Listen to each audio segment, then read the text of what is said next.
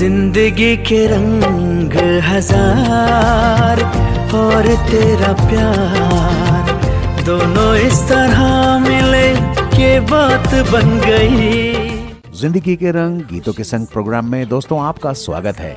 आइए आपको मिलवाते हैं हमारे आपके जैसे सज्जनों और महिलाओं से, जिनकी बातें सुनकर, जिनसे बातचीत करके आपको बड़ा मजा आएगा और उन्हीं के पसंद के गीत भी हम इस प्रोग्राम में सुनेंगे। तो चलिए शुरू करते हैं इस प्रोग्राम को। दोनों इस तरह मिले कि बात बन गई, हर खुशी सिमट के तेरा साथ बन गई। नमस्कार श्रोताओं, आप सुन रहे हैं कार्यक्रम जिंदगी के रंग गीतों के संग। और दोस्तों, आज का रंग शब्दों की सतरंगी दुनिया का है। मैं आपका दोस्त आलोक कुमार आपसे मुखातिब हूं। आज हमारे साथ हैं एक ऐसी शख्सियत जो शब्दों से संवाद करती है, जो हर कविता में एक ऋतु का रंग और एक राग की मधुरता घोल देती हैं। लेकिन पता नहीं क्यों मुझे आज हमारे दौर की अजीब शख्सियत गुलजार साहब की कुछ पंक्तियां याद आ रही हैं। वे शब्दों के बारे में कहते हैं, शब्दों के रिश्ते भी अजीब होते हैं, कुछ सुन लेते हैं, कुछ कह नहीं पाते। शब्द जो कभी चुपचाप मन की गहराइयों से निकलते हैं और कविता बनकर आत्मा को छू जाते हैं। आज हमारे साथ हैं एक ऐसी ही संवेदनशील सर्जक जो शब्दों से संवाद करती हैं, उन्हें जीती हैं और हर रचना में एक ऋतु की रागनी बहा देती हैं। ऋतु रागनी जी, जिनके लिए लेखनी एक सखी है और कविता आत्मा की साधना। उनकी रचनाएं नारी मन की सूक्ष्म संवेदनाओं, प्रकृति की मधुर लय और जीवन के गहरे भावबोध से सराबोर है। वे अनेक सम्मान जैसे मुंशी प्रेमचंद साहित्य रत्न, जयपुर रत्न, लक्ष्मीबाई शिरोमणि अवार्ड से सम्मानित हो चुकी हैं। साथ ही उन्हें भारत सरकार के कला एवं संस्कृति मंत्रालय द्वारा फेस्टिवल ऑफ लाइब्रेरीज में भी काव्य पाठ का अवसर मिला है। और उल्लेखनीय ये भी है कि प्रधानमंत्री श्री नरेंद्र मोदी तथा राष्ट्रपति श्रीमती द्रौपदी मुर्मू से भेंट उनकी सृजनात्मक यात्रा के अविस्मरणीय पड़ावों में से एक रही है। तो आइए मित्रों, स्वागत करें संवेदनाओं की साक्षात अभिव्यक्ति, शब्दों की सखी, कवियत्री ऋतु रागिनी जी का। ऋतु जी नमस्कार, आपका हमारे स्टूडियो में बहुत बहुत स्वागत है। नमस्कार आलोक जी, आपका बहुत बहुत धन्यवाद कि आपने अपने इतने सुंदर कार्यक्रम जिंदगी के रंग गीतों के संग में मुझे आमंत्रित किया। और मैं आशा करती हूँ कि आज का जो हमारा संवाद है शायद श्रोताओं को वो पसंद आएगा। और मैं प्रयास करूंगी कि ऋतु की हर रागनी में मैं उन शब्दों को बयां कर पाऊं जो कि आपकी तरफ से प्रश्नों के रूप में मुझे कही जाएंगे। धन्यवाद। तो ऋतु जी, शुरुआत करते हैं, आपके नाम से ही शुरुआत करते हैं। आपका नाम ही जैसे कविता का पर्याय बन गया है, शब्दों की सखी, ऋतु रागिनी। यह नाम कैसे जन्मा, इसके पीछे क्या प्रेरणा रही? देखिए सर, दरअसल जो मेरा वास्तविक नाम है वो तो ऋतु है, और जो रागिनी है वो मेरी आत्मा का स्वभाव है जी। मुझे लगा कि हर ऋतु की अपनी एक धुन होती है, जैसे हर मन का अपना एक राग होता है। और जब उस राग में शब्द बहने लगते हैं तो मैं भी अपने आप को एक ऋतु की रागनी मैं मान लेती हूँ। और वहीं से तभी एक नाम जो ये है मेरे लेखन का प्रतीक बना। और ऋतु रागनी जैसे मौसम की भावनाएं और सुरों की संवेदनाएं। बहुत सुंदर। ऐसी भी बातें होती हैं, ऐसी भी बातें होती हैं, कुछ दिल ने कहा,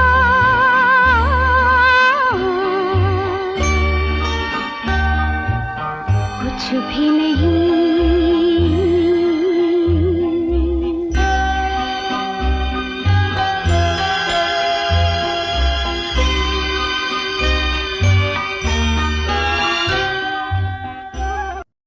आप कहती हैं कविता मेरी साधना है, सखी से संवाद है। क्या आप इस सखी का कुछ अर्थ हमारे श्रोताओं को समझाना चाहेंगी? देखिए, सखी तो एक ऐसा रिश्ता है मित्रता की जो एक बात कही जाए कि जिसमें ना कोई खून का रिश्ता है, पर जो आत्मीयता है वो सबसे ज्यादा होती है। तो मेरे लिए सखी कोई व्यक्ति नहीं, बल्कि वह आवाज है जो भीतर से उठती है, और यह मेरे मन की एक आत्मीय साथी है जो दुख में सांत्वना देती है और सुख में मौन रहकर मुस्कुराती है। जब मैं कविता लिखती हूँ तो वास्तव में उसी सखी से बात करती हूँ और वो आपके समक्ष एक कविता के रूप में बहती है। बहुत सुंदर, मुझे आपकी ये बात बहुत पसंद आई। सखी से या सखा से हमारा जो रिश्ता लहू का नहीं होता, खून का नहीं होता, लेकिन आत्मीयता का होता है, और वही रिश्ता जो होता है वही संवेदनाओं से भरा होता है। बहुत सुंदर। चलिए आगे चलते हैं। आपकी कविताएं गहरे भावबोध और संवेदना से भरी होती हैं।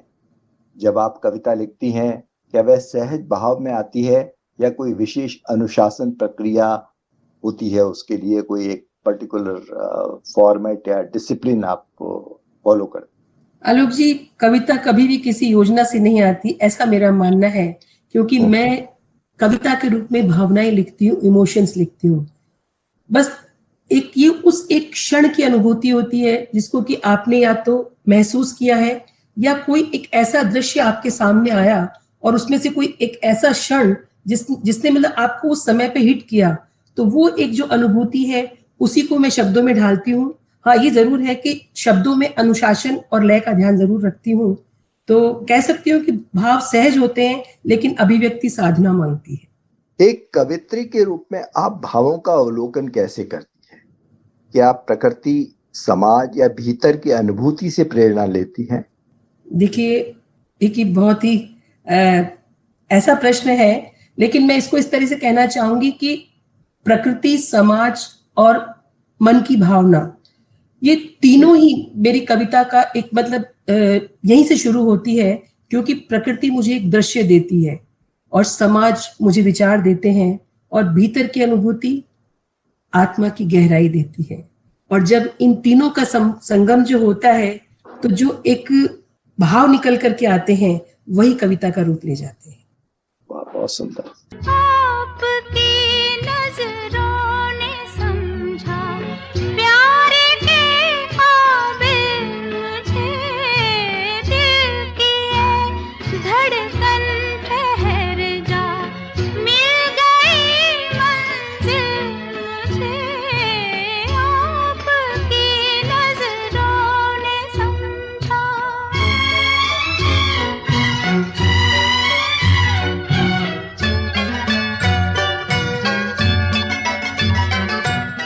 क्या कभी ऐसा हुआ है कि किसी साधारण घटना या दृश्य ने एक गहन कविता का रूप ले लिया हो?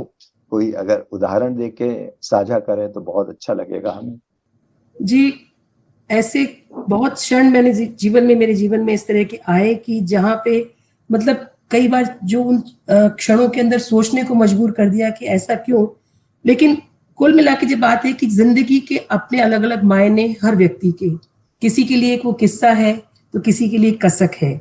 तो बस मैंने उसी बात को मद्देनजर रखते हुए मैंने एक छोटी सी मेरी एक जो कविता है मैं वो आपके सामने प्रस्तुत करना चाहूंगी कि स्वागत जी, कि कुछ कसक कुछ किस्से, क्योंकि जिंदगी जो अपने हर मायने रखती है हर व्यक्ति विशेष के अलग अलग रूप में। जैसा मैंने कहा, किसी के लिए किस्से हैं तो किसी के लिए कसक हैं और किसी की ख्वाहिश है। तो मैं इजाजत चाहूंगी। जी, स्वागत है। कुछ ख्वाहिशें अनकही, कुछ ख्वाहिशें अनकही, कुछ ख्वाब मुकम्मल से, कुछ जवाबों की तलब, कुछ सवाल अधूरे से, कुछ जमा कुछ खर्च का हिसाब है जिंदगी, कुछ जमा कुछ खर्च का हिसाब है जिंदगी, कुछ कसक कुछ किस्सों की किताब है जिंदगी, कुछ अनसुलझी पहेलियां, कुछ अनसुलझी पहेलियां, कुछ जज्बात कह गए, कुछ पल दो पल की खुशियां, कुछ हालात सह गए, कुछ रूठने कुछ मनाने का अंदाज है जिंदगी, कुछ खोना कुछ पाने का राज है जिंदगी, कुछ खोना कुछ पाने का राज है जिंदगी। बहुत सुंदर, बहुत सुंदर।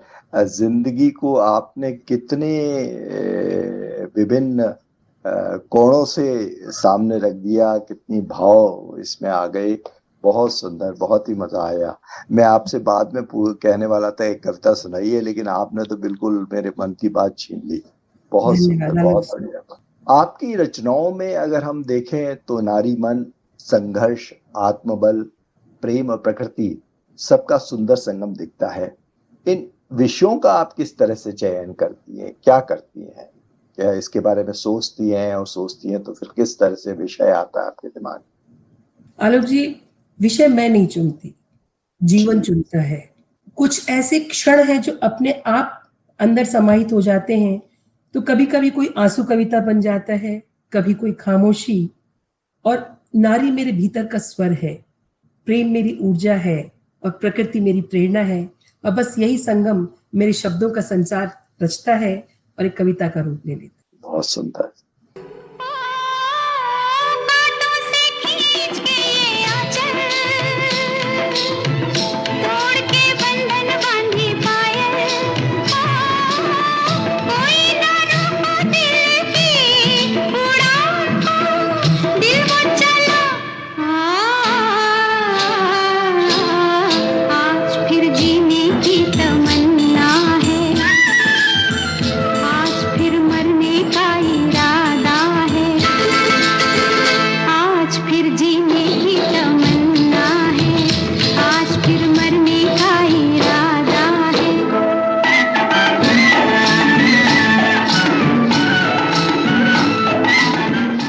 अब ये जो परिदृश्य बदल रहा है, विशेषकर महिला लेखन का, तो वर्तमान समय में महिला लेखन परिदृश्य को आप कैसे देखती हैं? कि आज की कवियत्रियों के लिए अभिव्यक्ति के नए आयाम खुले हैं? जी बिल्कुल, मतलब बहुत सशक्त और जीवंत देखती हूँ मैं लेखन परिदृश्य को, कि आज की जो कवित्रियां हैं अपनी सच्चाई बिना झिझक के कह रही हैं। अब नारी मतलब लेखन की जो सीमाएं थी उनसे बाहर निकलकर आत्मा की स्वीकृति और आत्म संवाद की ओर बढ़ रही हैं। और जो ये समय है वो एक नारी के पुनर्जागरण का समय है, क्योंकि आज उसके पास बहुत, मतलब पहले क्या होता था कि कहना बहुत कुछ चाहते थे, लेकिन वो व्यक्त करने के लिए, अभिव्यक्त करने के लिए मंच नहीं मिलता था या वो जगह नहीं मिलती थी। परंतु आज के परिप्रेक्ष्य में अगर देखा जाए तो आपके अंदर एक वो लगन होनी चाहिए और आपकी बात जो कलम है उसके अंदर सच्चाई होनी चाहिए। तो बहुत सारे मतलब जो मंच हैं वो बहुत मतलब सशक्त और जीवंत आपके लिए खड़े मिलते हैं। ये सवाल मैंने नहीं सोचा था, आपसे पूछूंगा। कोई आज की जो कवित्री हैं इनमें से कोई आपकी फेवरेट हो या आप जिनको बहुत अच्छा मानती हो, कोई नाम लेना चाहेंगी आप?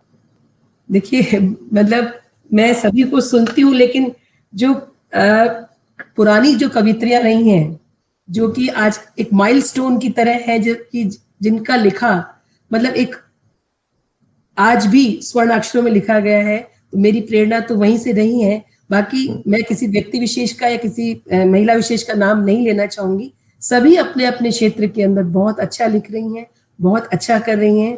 तो मैं उसके लिए कि वो बहुत अच्छे हैं या कम है ज्यादा है, ये मैं अपने उसको नहीं कहना चाहूंगी। बहुत बढ़िया, क्योंकि हमारा जो रास्ता तो है महादेवी वर्मा, जयशंकर प्रसाद, इनकी कविताएं, सुभद्रा कुमारी चौहान, इनकी कविताएं सुन के हम लोग बड़े हुए हैं। माइलस्टोन है वो एक। जी जी बिल्कुल, और हम तो उनके कहीं अड़ते भी नहीं है, चाहे मैं हूं या मेरे समकक्ष हैं जो भी है। मुझे लगता है कि शायद वो ही अपने आप में एक इंस्टीट्यूट है, एक यूनिवर्सिटी है, जहां से हम लोग निकल करके बस आगे बढ़ते जा रहे हैं। जैसे आज संगीत के रूप में कहा जाए तो लता जी के सामने हम बात करें कि आज के हम किसी का नाम ले ही नहीं पाएंगे। बिल्कुल बिल्कुल सही, बहुत बहुत आपने दिल की बात कह दी। और ये देखिए कि ये जो महान कवित्री हैं, इनका नाम और इनका काम इतने वर्षों के बाद भी वहां का वहां बनाए। इनफैक्ट उसका आयाम या उसका कद और ऊंचा होता जा रहा है, और आज के नए बच्चे भी उनको बहुत सुनते हैं, लिखते हैं, पढ़ते हैं। ये बात बिल्कुल सही है। अब थोड़ा सा हम रुख बदलते हैं और समाज और सोशल मीडिया से जुड़ाव के संबंध में बात करना चाहेंगे। आज के डिजिटल युग में सोशल मीडिया लेखन का एक बहुत बड़ा मंच बन गया है, देख ही रहे हम लोग। क्या इससे साहित्य का कोई स्वरूप बदला है? डेफिनेटली बदला है सर, बिल्कुल बदला है। जो सोशल मीडिया का सिर्फ साहित्य नहीं, मतलब हर परिप्रेक्ष्य में जो टेक्नोलॉजी आई है उसने बहुत चीजों को बिल्कुल बदल दिया है। और अगर उसका सही तरीके से इस्तेमाल किया जाए तो बहुत पॉजिटिव वे में उन्होंने किया है कि जो कविताएं आज तक मन की दीवारों में कैद थी या सिर्फ एक कागज के पन्नों में थी, तो वो आज उन कविताएं दीवारों से निकलकर स्क्रीन तक पहुंच गई हैं। ये परिवर्तन बहुत सुंदर है क्योंकि इसमें कविता आम जीवन का हिस्सा बनी है। और साथ ही हमें ये भी याद रखना चाहिए कि तेज दृश्यता हमेशा गहरी संवेदना ही नहीं होती। हाँ, एक पहुंच हो जाती है कि आज कविता इस सोशल मीडिया के माध्यम से का जो प्रचार और प्रसार है वो बहुत त्वरित गति से होता है। ये बात आप सही कह रही हैं, लेकिन अब ये क्या सोशल मीडिया की त्वरित प्रतिक्रियाएं जैसे लाइक्स हैं, प्रशंसा है या आलोचना है, इसने कभी आपके लेखन को भी प्रभावित किया है कि कुछ इससे फर्क पड़ता है कभी आपको भी? जी जी जी, ऐसा देखिए, हम जब नई शुरुआत जब सोशल मीडिया के साथ की थी, तो मैं ऐसा नहीं कहूंगी कि मुझे कभी इन्होंने प्रभावित नहीं किया। हाँ, कभी कभी बिल्कुल किया, लेकिन समय के साथ मैंने सीखा कि शब्दों की यात्रा लाइक से नहीं, आत्मसंतोष से मापी जाती है। इसलिए मैं प्रतिक्रिया से अधिक अपनी सच्चाई से जुड़ी रहती हूँ। लेकिन सोशल मीडिया की जो त्वरित प्रतिक्रियाएं जो होती हैं, कभी कभी हमें जागरूक कर देती है, झकझोर देती हैं कि नहीं, ये बहुत अच्छा है या इसमें कमी है या इसको और अच्छा किया जा सकता है, अगर वो वास्तविक प्रतिक्रियाएं हो, किसी को मतलब परेशान करने की ना हो। तो ऐसा मेरा मानना है। ये बात तो बिल्कुल सही है आपकी। और फिर आजकल ये जो डिजिटल युग में संवेदना और सतहीपन के बीच में, क्योंकि आजकल सोशल मीडिया पे हर तरह की चीज बहुत जल्दी पोस्ट करते हैं लोग बात, कविता लिखी, कहानी लिखी, कोई संस्मरण आया, एकदम उस पर लिख के डाल दिया। तो इसमें कुछ संवेदना और सतहीपन, मतलब हल्कापन के बीच में संतुलन आप कैसे बनाए रखती हैं, या कैसे, क्या कोई इसका कोई तरीका हो सकता है? आलोक जी, मेरा मानना है कि संतुलन बनाने के लिए सबसे बड़ा जो मंत्र है वो है मौन। मौन मुझे भीतर से जोड़ता है, और जब दुनिया बहुत शोर करती है, मैं कलम से बात करती हूँ, और वही मेरा संतुलन है। बहुत सुंदर, बहुत सुंदर। मतलब जिसको कहते हैं त्वरित प्रतिक्रिया आप किसी भी चीज पे नहीं देती, और आप उसको खामोशी से उसका जवाब देती है, और अपनी लेखनी से देती है।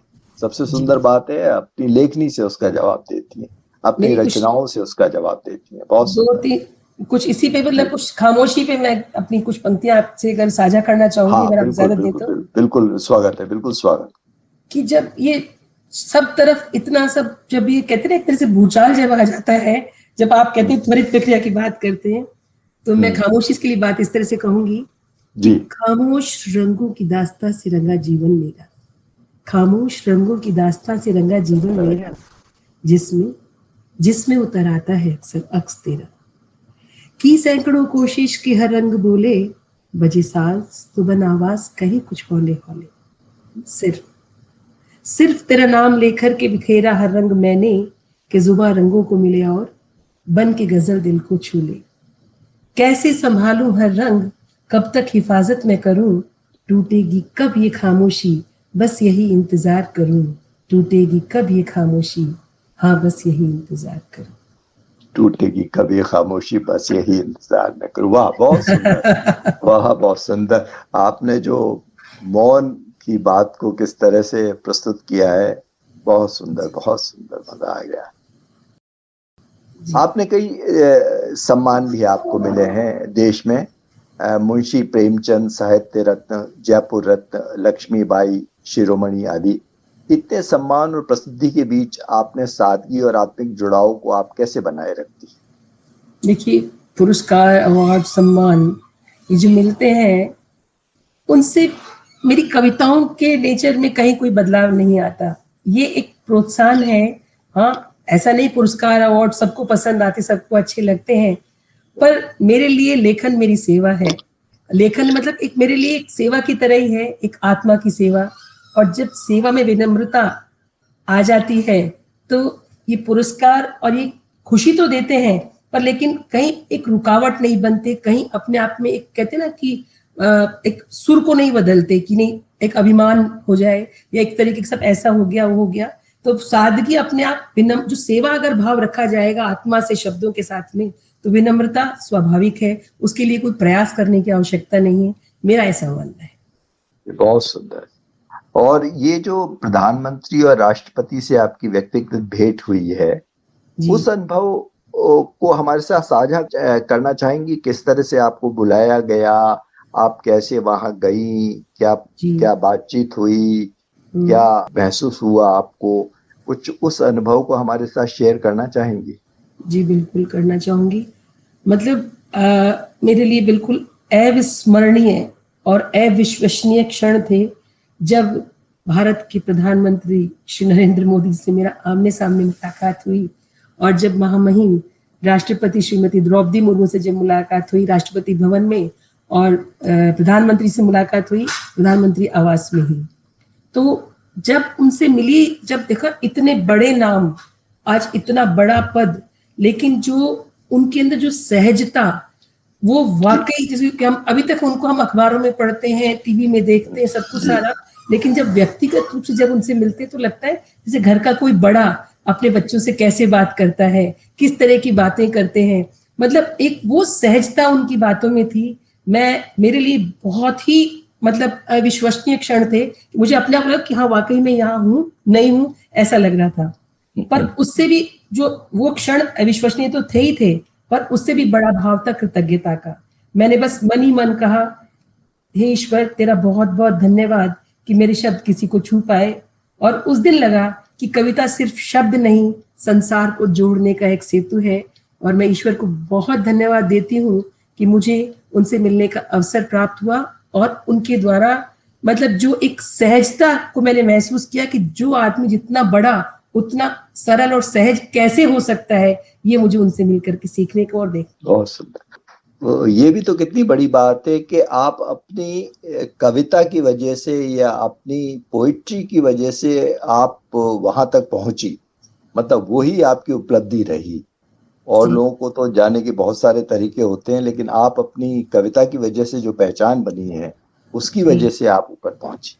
जी बहुत मतलब इतना अच्छी एक अनुभूति लगती है जब आपके शब्द गाते हैं, बोलते हैं और किसी के मन को प्रभावित करते हैं। ये अपने आप में सबसे बड़ा पुरस्कार, सबसे बड़ा अवार्ड, सबसे बड़ा सम्मान होता है।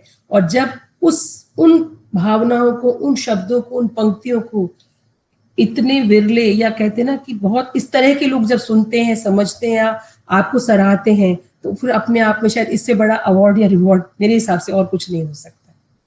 बहुत बहुत सुंदर, बहुत सुंदर। अब थोड़ा जीवन दर्शन के बारे में बात करते हैं, क्योंकि जो कवि हैं उनका जीवन दर्शन के प्रति क्या विचार है ये हम जानना चाहेंगे। आपके लिए कविता सिर्फ अभिव्यक्ति नहीं, आत्मा की साधना है। यह साधना आपके जीवन में किस रूप में उतरती है?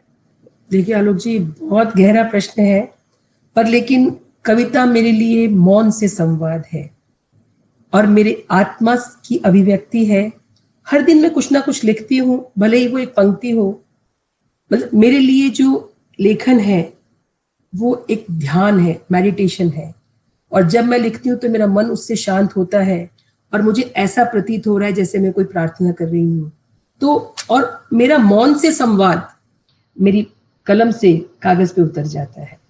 तो जब आप लेखन नहीं कर रही होती तो जीवन को कैसे जीती है?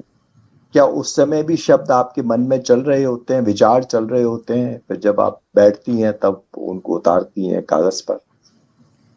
देखिए, ये तो विज्ञान भी कहता है कि एक दिन में कितने हजारों विचार हमारे दिमाग में आते और चले जाते हैं। तो ऐसा नहीं कि हर वक्त मेरे हाथ में कलम हो या हर बार ही मैं उसको लिखूं, पर जब भी, क्योंकि मैंने क्या कहा कि मैं इमोशंस लिखती हूँ, भावनाएं लिखती हूँ, और कोई एक क्षण होता है जो मुझे हिट कर जाता है और मुझे लगता है कि हाँ ये मेरी आत्मा से इसके बारे में मैं आवाज में कुछ कह सकती हूँ, तो मैं उसको महसूस करती हूँ। और मेरा ये मानना है कि हर क्षण में कविता है। और जैसे किसी बच्चे की हंसी है, और जैसे मान लीजिए कोई बुजुर्ग है, उनकी द्वारा मतलब उनकी भी हंसी, उनके द्वारा कही गई कोई बात, और जैसे आज चिड़ियों का चहकना और फूलों का महकना, ये भी अपने आप में कविता है। तो मैं बस शब्दों के बिना भी मतलब एक जो मेरी भावनाओं को उन क्षणों के साथ जोड़ लेती हूँ, तो मेरे अंदर जैसे वो एक तरीके से समाहित हो जाते हैं। और जब मैं लिखने के लिए जब कलम उठाती हूँ तो बिना किसी प्रयास के मेरे सामने आके खड़े हो जाते हैं और अपने आप मतलब मुझे एक वो लय दे देते हैं कि मैं शब्दों के साथ संवाद करूं, मौन के साथ संवाद करूं और उनको शब्दों में ढाल के एक कविता के रूप में प्रस्तुत करूं। बहुत बहुत सुंदर। अब मैं थोड़ा सा एक व्यक्तिगत प्रश्न पूछ लूं, मैंने सोचा नहीं था आपसे पूछूंगा। जी ये जो लेखक या कवि होते हैं, अब ये अपने व्यक्तिगत जीवन में किस तरह से अपना समय को मैनेज करते हैं? क्योंकि घर के अंदर शोर भी होता है, वो भी होता है, तो किस तरह से आप अपना एकांत तलाशते हैं और किस तरह से अपने आप को बाहरी दुनिया से काटते हैं और फिर अपने लेखन से जुड़ते हैं, इसके बारे में कुछ बताइए। क्योंकि ये मन में सवाल चलते रहते हैं, क्या लेखक बिल्कुल अलग से कमरे में बैठ जाते हैं, शांति से बैठ जाते हैं, घर वालों को मना कर देते हैं कि भाई शोर मत करो, मोबाइल नहीं उठाओ, ये मत करो, वो मत करो। तो अब ये मैं एक थोड़ा सा हल्का फुल्का सा सवाल आपसे जानना चाहता हूँ, ये प्रक्रिया होती कैसे है? देखिए, जैसे कि मैंने कहा ना कि वो जो क्षण है वही अंदर कैद हो जाते हैं दिमाग में। तो आपने बड़ा सुंदर एक सवाल किया, क्योंकि जैसे मैं एक महिला हूं तो मेरे ऊपर अपने घर की, बच्चों की, परिवार की जिम्मेदारी भी होती है, इसके अलावा सामाजिक जिम्मेदारियां भी हैं। तो जैसा कि मैंने कहा ना, कविता के लिए आपको किताब या कॉपी या पेन लेकर के नहीं बैठना होता है। वो क्षण आपके जो मन में क्या होता है, अपने आप एक जगह बना लेते हैं, एक ऐसा कोना होता है जहाँ पे ये भावनाएं इकट्ठी होती जाती हैं। और जब कभी भी जैसे कि, क्योंकि घर में हमेशा हर चीज सही हो, सरल हो, ऐसा मुमकिन नहीं है, कुछ भी होता है, लेकिन वो चीजें मुझे वो मोटिवेशन देती है, मुझे प्रेरणा देती हैं कि हाँ, ये इस तरीके से भी इस बात को कहा जा सकता है। और कविता क्या है? एक तरीके से कविता एक तरीके से मेरे लिए एक जीवन है कि आज मैं अगर किचन में काम कर रोटी बना रही हूँ तो भी अगर मेरे मन में कोई भाव आता है तो वो सहेज लेती हूँ और जब समय मिलता है उसको लिख लेती हूँ। क्योंकि जैसे मैंने कहा आपको कि मेरे लिए कविता एक ध्यान है, एक मोटिवेशन है। और ध्यान करने के लिए आपको किसी बंद कमरे की या किसी एक पर्टिकुलर एनवायरनमेंट की जरूरत नहीं है। आप करें, चाहे कितना भी शोर हो, चाहे कुछ भी चलता रहे, अगर व्यक्ति को ध्यान में रहना है तो वो अपने आप वो अपनी धुन में खो जाता है, उसको किसी और की आवश्यकता। जैसे मीराबाई थी तो वो कहते ना, मैं मीरा के से अपनी तुलना नहीं कर सकती, लेकिन एक भाव को बताना चाहती हूँ। पूरी दुनिया उनके अगेंस्ट में खड़ी थी, लेकिन जो कृष्ण की भक्ति की और प्रेम जो उनके पास था, तो उनको किसी लिए कोई रोड़ा ही नहीं बनी उनके लिए। क्योंकि कई लोग बोलते हैं मेडिटेशन कैसे किया जाता है, तो मैं ये आपके माध्यम से बात कहना चाहूँ, जितना मैंने समझा है कि मेडिटेशन करने की चीज नहीं है, meditation is a being state. आप मेडिटेशन में होते हैं, फिर चाहे आप काम कुछ भी करते रहे, ऐसा मेरा मानना है सर। भाई, आपने ये जो अंत में कहा, ये बहुत जोरदार बात है। Meditation is a being state. Meditation करने की जरूरत नहीं है, कहीं आपको पहाड़ पे बैठ के जाके बैठने की जरूरत नहीं है। बहुत बढ़िया। मेडिटेशन में तो आप होते हैं, फिर चाहे आसपास जो भी गतिविधियां चले, आपको अपने ऊपर एक वो कंट्रोल करने की जरूरत नहीं है, आप अपने आप सहज रूप से उसके अंदर पहुंच जाते हैं।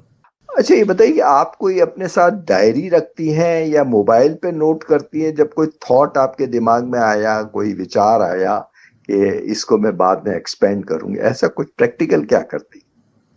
आपको मतलब हंसी आएगी ये बात सुन के कि क्या ऐसा भी हो सकता है। तो बिल्कुल मैं उस नटखट बच्चे की तरह होती हूँ। जब मेरे मन में कोई विचार आता है तो मैं कोई डायरी या पेन अपने पास नहीं रखती हूँ, ना मोबाइल भी। मतलब मोबाइल तो आज हुआ है, लेकिन जब भी लिखना शुरू किया तो मेरे को मोबाइल थोड़ा कम मतलब वो रहता है कि, तो उस टाइम जैसे अगर मुझे मान लीजिए किसी अखबार का टुकड़ा मिल गया है, रास्ते में कोई कागज, या मान लीजिए कोई कैलेंडर ही है, और अगर मैं खाना बना रही हूँ तो अगर सूखा आटा बिखेर कर भी वो 2 शब्द लिख लेती हूँ, अगर मुझे उनको याद रखना होता है तो इस तरीके से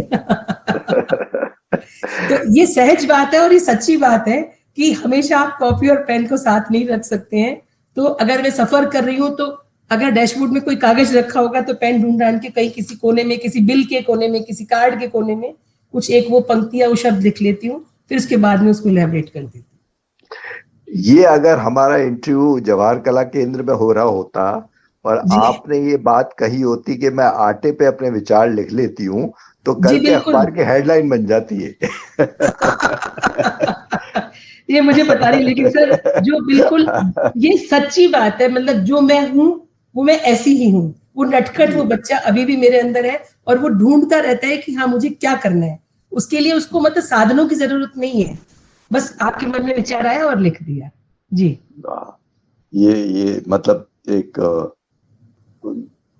महिला के लिए एक अल्टीमेट ट्रिब्यूट है कि वो किस तरह से अपने विचारों को व्यक्त करती है। बहुत सुंदर। बिल्कुल सर, सूखा आटा बिखेर करके उस पे भी शब्द लिखे जा सकते हैं। बिल्कुल, बहुत सही बात। वो हमारे यहाँ किसी जमाने में तो उससे मैदा से उससे कुछ बनाया भी करते थे ना। जी, रंगोली बनाए, अभी आज भी बनती है सर। हाँ, वही रंगोली बनती। सही बात। तो आज के युवाओं के लिए जो लेखन या कविता की दुनिया में आना चाहते हैं, आप उन्हें क्या संदेश देना चाहेंगे?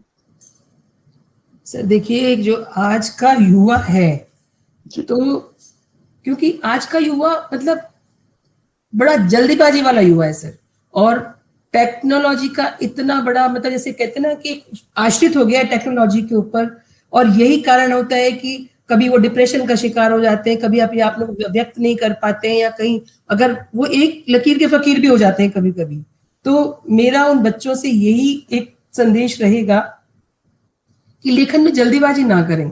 इसके अंदर मतलब ये कोई ऐसी प्रक्रिया नहीं है कि हमने बस जो हमें आज लिखना ही है, आज अगर आपके मन में भाव नहीं है तो उसको ना लिखें, लेकिन क्योंकि सच्ची कविता हमेशा जीवन से जन्म लेती है और उस शब्दों से नहीं। मतलब आप सोचे बस हमने 4 शब्द लिख के उनको एक फॉर्मेट में डाल दिया और ये हमारे लिए कविता हो गई। तो मेरा ऐसा मानना है कि सब कविताएं हमेशा जीवन से जन्म लेती हैं, शब्दों से नहीं। तो उसके लिए खूब पढ़ें, खूब महसूस करें और सबसे पहले अपने भीतर उतरें, और वहीं से आपको अपनी प्रेरणा मिलेगी और वहीं से आपके पास शब्द होंगे और उन शब्दों को रच करके आप कविता के रूप में प्रस्तुतिकरण कर पाएंगे। जी, बिल्कुल सही बात है। ये कोई 2 मिनट मैगी नहीं है कि आपने 2 मिनट में बना दी और कविता लिखी। बिल्कुल बिल्कुल बिल्कुल सर। मैं आपसे अभी निवेदन करना चाहूंगा कि आप अपनी कविता सुनाएं, लेकिन एक और कविता हम आपसे सुनना चाहेंगे। लेकिन उससे पहले मुझे एक प्रश्न का और उत्तर दे दीजिए कि अगर मैं आपसे कहूं कविता जीवन है, तो आपका एक पंक्ति में क्या उत्तर होगा? कविता जीवन है, ये अपने आप में उत्तर हो गया सर। लेकिन कविता वही है जहाँ जीवन सांस लेता है। कविता वही है जहाँ जीवन सांस लेता है, और जीवन वही है जहाँ कविता जागती है। बहुत सुंदर, बहुत सुंदर। अब आप कोई अपनी प्रिय कविता सुनाना चाहें तो उसका स्वागत है। हम चाहेंगे कि आज का समापन आपकी कुछ प्रिय पंक्तियों से ही करें हम। जी, तो कुछ 2 पंक्तियां मैं अपनी कविता से पहले आपको मैं प्रस्तुत करना चाहूंगी। जी। कि शब्द बिखरे हैं हवा में, शब्द बिखरे हैं हवा में जैसे कोई दुआ तैर रही हो। शब्द बिखरे हैं हवा में जैसे कोई दुआ तैर रही हो। मैं लिखती नहीं, बस सुनती हूँ जो मन की सखी कह रही हो। तो आज मैं अपनी जो कविता है कि आप पहली लाइन दोबारा बोलिए, उस जो दुआ बह रही हो हवा में, बहुत सुंदर लगी मुझे। जी, तो दोबारा सुनाइए। बहुत अच्छी है। जी बिल्कुल। शब्द बिखरे हैं हवा में, शब्द बिखरे हैं हवा में जैसे कोई दुआ तैर रही हो। मैं लिखती नहीं, बस सुनती हूँ। मैं लिखती नहीं, बस सुनती हूँ जो मन की सखी कह रही हो। बहुत सुंदर, बहुत सुंदर, बहुत सुंदर। अपनी एक कविता आपके सामने छोटी सी प्रस्तुत करना चाहूंगी, क्योंकि मतलब मैं वही स्त्री के ऊपर मेरी कविता है, नारी मन। कि आज क्योंकि हम तो उस कह रहे ना कि जिस जहां से हम लोग अपने जीवन की शुरुआत की, उस जमाने से बात कर रही हूँ जहां पे महिलाओं को इतनी आजादी नहीं थी। लेकिन आज भी महिलाओं को आजादी है, लेकिन आज भी वो पूरी तरीके से उन्मुक्त नहीं है। तो मैं चाहे वो किसी भी एरा की महिला हो, चाहे आज की हो या पहले की हो, तो मैं एक ये महिला को एक पंछी के रूप में वो करके अपनी एक बात इस तरह कहना चाहूंगी कि उन्मुक्त गगन की मैं पंछी, उन्मुक्त गगन की मैं पंछी, फितरत ना मेरी बंध पाऊं। उन्मुक्त गगन की मैं पंछी, फितरत ना मेरी बंध पाऊं। न सीमित कर सीमाओं में, सरहदों में कैसे सिमट जाऊं। तुझको है तकदीर मेरी, तुझको है तकदीर मेरी, तारीखों में लिखूं कैसे। वक्त वजह की बंदिश में खुशियां कैद करूं कैसे। चुनू चुनौती चाहत की, चुनू चुनौती चाहत की, ना बरबस में थोपी जाऊं। बन शिकर पताका फहराए, दीवारों में न चुनवाई जाऊं। हदे हटा दे ए मानस, हदे हटा दे ए मानस, जबरन जंग ना होने दे, ख्वाहिशों के खेतों में सपनों की फसलें बोने दे, ख्वाहिशों के खेतों में सपनों की फसलें बोने दे। बहुत सुंदर, बहुत सुंदर। बहुत आपने जिस तरह से कल्पना की है पंछी हुई और महिला की, बहुत बहुत बढ़िया, मजा आ गया। इनफैक्ट हमारा तो मन कर रहा है अभी आपसे और सुने, लेकिन समय की अपनी सीमाएं होती हैं। तो वह ऋतु जी, आपकी बातों में जितनी गहराई है उतनी ही मधुरता भी। मानो हर शब्द एक अनुभूति बनकर हमारे दिलों में उतर गया हो। हम तहे दिल से आपका धन्यवाद करते हैं। आपने आज हमारे श्रोताओं के साथ अपनी भावनाएं, अपने अनुभव और अपनी सर्जन यात्रा साझा की।